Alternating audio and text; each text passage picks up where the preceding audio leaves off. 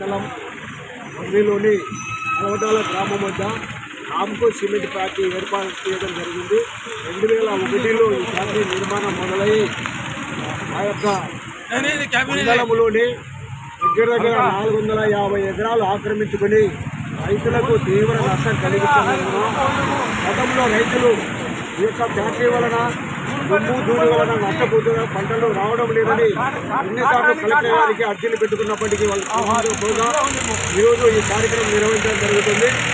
ముఖ్యంగా దేవాదాయ భూములను 76 ఎకరాల భూమిని రైతులకు తెలియకుండా కౌలు చట్టాన్ని అమలు పరచకుండా కేవలం రామ్కో వారి ఆ యాజమాన్యానికి కుమ్మక్కై ఈ యొక్క కౌలు చేసుకున్న రైతులను తొలగించి రామ్కో ఫ్యాక్టరీకి అందజేయడం జరిగింది. ఇది మేము రైతు సంఘంగా తీవ్రంగా ఖండిస్తున్నాము.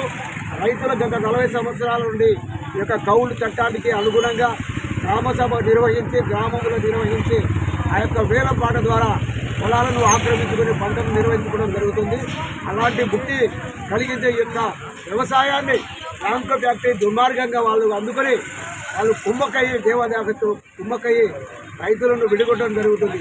మరి ముఖ్యంగా ఈ యొక్క ప్రాంతంలో 16 గ్రామాలలో రైతులు కూడా ఈ యొక్క 4 ఫ్యాక్టరీల వల్ల నష్టపోవడం జరుగుతుంది.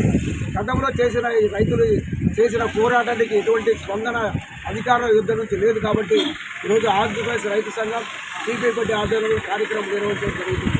ఈ యొక్క రైతులకు న్యాయం చేసేంత వరకు కూడా ఆంధ్రప్రదేశ్ రైతు సంఘం భారత కమ్యూనిస్టు పార్టీ ఖచ్చితంగా పోరాడి రైతులకు న్యాయం జరిగేంత వరకు కూడా పోరాడతామని తెలియజేసుకుంటూ చెప్పండి.